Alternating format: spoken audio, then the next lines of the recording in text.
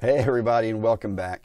So this video I'm doing because some of my YouTube followers asked me if I could post what it's like to go to the model airfield for the day and fly electric. You know, is it more complicated? Is it harder? Is it easier than gas? You know, what's it like to go to the field for the day? So I'm going to try to tackle this. But what I want to start with is something you need to know about the technology. Lipo batteries have what's called a C rating. And I've done other videos on this, but I just want, if you're a novice and you're watching my channel for the first time, I want to explain to you some of the things you need to know if you're going to fly electric at the RC field. Batteries have a C rating. Basically, the C rating is if you think of a bucket with a 1-inch hole in it, the liquid will only come out so quick. If you think about a 6-inch hole, it comes out a lot quicker. The reason C rating is so important is for you to understand how fast you can charge your battery, and that has to do with the milliamps and C rating. And then also how fast you can pull the power out of that battery. So if you're charging a battery at 1C, it's 5,000 milliamp pack, it would be 5 amps. If it's a 1,000 milliamp pack, it would be 1 amps. If you have a really high C rating battery, you might be able to charge at 2C, which would be a 1,000 milliamp pack would be at 2 amps. Or a 5,000 milliamp pack might be at 10 amps. And I'll try to demystify that a little bit more as we talk. But I just want everybody to understand the Lipo technology. And what does that mean for you? Basically what it means is if you've got a park flyer, a slow flyer, maybe a scale airplane, you would have a lower C rating because you don't need to pull all the amperage out of the battery quick. Excuse me. If you have a EDF or a 3D plane or something you're going to use a lot of power all the time, you want to have a higher C rating. And that way it can pull it out of the battery quick. And as I said, some batteries can be charged at higher C ratings. Getting a dry throat here, so I apologize, everybody. So, another thing that's a must for me, now keep in mind, I've gone 11 and a half years without a Lipo fire. I've had batteries that last over 350 flights, so I must be doing something right? So, the reason I balance charge is a couple of things. When you think about a battery, and it has multiple cells in it, excuse me, each of these cells have to be balanced. Each one should be 4.2 volts when it's fully charged. If one of those cells is at 3.8 and the other's at 4.2, your charger is going to try to keep cramming power in there. If it's a non-balanced charge, it can either push the other ones over 4.2, which becomes a problem, or the one that's 3.8 is never going to get there, and it's just going to get hotter and hotter. I've had times where I've done testing, you can grab the pack, the whole pack is cool except for one line in it, and that is that bad cell getting hot. Okay, so when I charge my batteries, I'm always in the room with them. I'm always actually touching them. Sometimes I feel if something's getting warm. If you have a smart charger and good batteries, electric is completely safe. I've got almost 12 years of flying Lipos without one fire. Knock on wood. I need to knock on wood. But one thing about balanced charging is if the batteries are out of balance, it can take longer for it to charge. A non-balanced charge might take 30 minutes. A balanced charge might take 45. But you want to do the 45. So I'm going to real quick talk about my sponsor. It's RTL Fasteners. They've got every type of fastener for the RC world you could think of. I love their servo screws because I use it for my cowlings and my fairings and my canopies and to hold servos down. But go to their website. If you buy more than $50 a product and use code DA30, you can get 30% off. Okay? I'm going to get some water real quick, everybody. I love to do these videos where we're just kind of having a conversation. They're unscripted. I don't have a teleprompter. I'm just trying to share really cool stuff with you. So this is my Avante, and I fly this thing like I stole it. I mean, I love this airplane. It's one of the easiest EDFs I've ever flown in the world. This is my go-to EDF. I mean, I love it. But it has a 5200 milliamp pack, 6S 40C. So I charge it at 5.2 amps, which is 1C. I have on occasion charge this at 8 amps just to get back in the air quick because all my other buddies are flying. And I know that because of the higher C rating on the battery, I probably won't hurt it. But keep in mind, every time, in my opinion, every time I go over 1C, I could be charging the battery too fast. In the bottom left-hand corner, you see that little doohickey that I got from Hobby King. You can put that just on the battery charge pins and let the battery sit there, and it will slowly balance all your batteries. I mean, all your cells. Even though it's going to take the milliamps down just a little bit, it will keep your battery pack balanced. So if you're eating lunch or in between flights, just plug that into a couple of your different batteries to make sure they're always balanced. The reason you want that is when you fly and you land, the cells will be closer to balance, and it gives you a quicker charge. Okay, but this airplane, I can normally turn it around in about an hour. So it takes about 15 to 20 minutes for the battery to cool, and then it takes about 40 minutes to charge. So, and I have 2 batteries for this. So I can basically be turning this airplane around like every 30 or 45 minutes, depending on where my battery charge is and all of that. I get an 8 to 10 minute flight out of it, and I always have some reserve. I do have telemetry on all of my airplanes where I can hear what my flight pack's voltage is.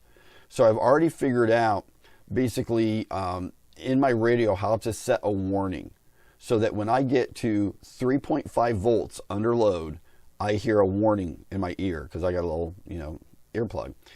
But as soon as I pull off the power, the voltage will come back up. So under load, it's normal to see your voltage comes down. So basically what I don't want to do is have a resting state voltage less than 3.8 volts. And that's me personally. A lot of my friends will go down to 3.7 or even 3.5 as a resting voltage per cell. I don't like that. I like to keep 3.8. That's one reason I probably get 350 flights on my packs before the internal resistance is garbage. And if you don't know what internal resistance is, go watch some of my other videos, because basically that's the health of your battery. So that's my Avante. This is my biplane. Not going to spend a lot of time talking about this. This is my go-to fun plane. I have flown this in just a bazillion different places. It's great. I can land it on my driveway probably. The little battery that goes in this is a 2600 milliamp 4-cell. And the thing about it is, it's not an expensive battery, okay? Well, that's all relative. Okay, some of my batteries are $150. Okay, and when you buy 4 of those, you're spending a lot of money on batteries. These smaller batteries, I don't mind charging a little bit quicker, because if I got 200 flights out of them, I can replace them. Okay, but if I want to get 350 flights out of the battery, I should never go over 1C. At least that's my experience, okay? But I can turn this plane around normally in about 35 minutes. The smaller the battery, the quicker it will cool. You want your batteries to basically be ambient temperature before you charge them. Don't charge hot batteries, and don't put them in coolers. I've seen people put them in baggies and put them in ice. I don't know if that can't be good for your battery. And plus, I don't know if you're ever going to cool down the internal middle of that battery. You might freeze the outside, but I don't know about the inside. And then we got the MSL2. And this is a complex electric airplane. It takes 4 battery packs for the flight, 2 for the radio, and 1 for an auxiliary system, which is the fake flashing exhaust. But they are 5 cells in series to give me 10 cells, 10S. Okay, 12S would overamp the motor. I'm turning a big prop, so don't go there. But essentially, I want at least an 8-minute flight out of this airplane. Okay, so by having the 5500 milliamp pack, 2 of them in series, I get my 10 cells to get my voltage, but then I put them in parallel, 2P, so it's 10S, 2P, so 10 series, 2 parallel, that gives me 11,000 milliamps. Now I could go to 3P, 3 parallel, and have even more, but I easily get an 8-minute flight with quite a bit of voltage for a couple of go-arounds if I need to. Okay, now, all 4 of these battery packs, I own 2 of these Hobby King doohickeys, and I'll plug them into my cells when I'm not flying just to make sure everything's perfectly balanced, because I parallel charge this. And there's a lot of crap on the internet that parallel charging is dangerous and it's bad, and I've done it for almost 12 years and have never had a lipo fire.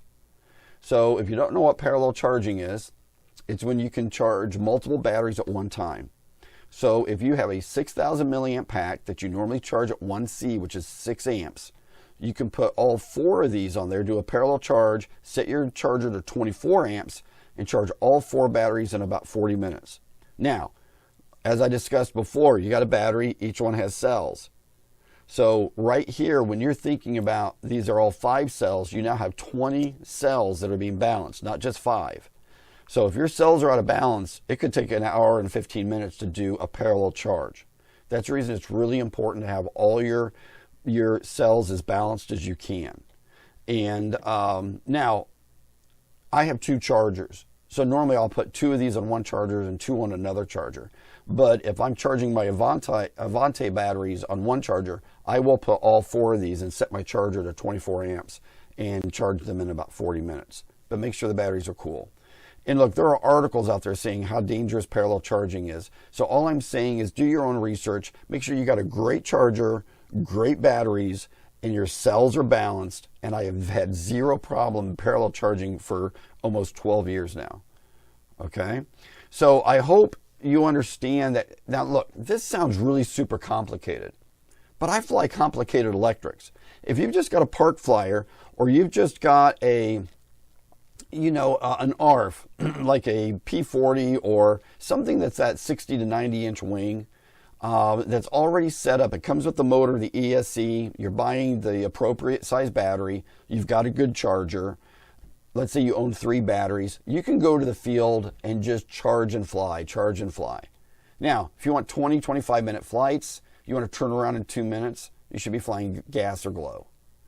But I fly electric, not because I'm saving the world. I'm flying electric because I love the torque to turn big props, and I love the reliability of electric. I absolutely love the reliability. And I'm a nerd. I love having big, high horsepower motors in model aircraft. But I don't want to discourage anybody getting into electric. I just want you to understand the facts. Electric's not cheap. If you're flying a park flyer, it's not that much more expensive than glow. If you're flying something the size I do, it's a lot more expensive than gas or glow. I mean, I've spent probably $3,000 in batteries in 11 years. And you would never spend that much money on a gas engine and gasoline in the fuel oil mixture. So there's a wide bandwidth of expense with electrics. The small ones, very economical. You can have a lot of fun, have good reliability, charge and fly. Last thing I want to say, stay with your charger anytime you're charging batteries.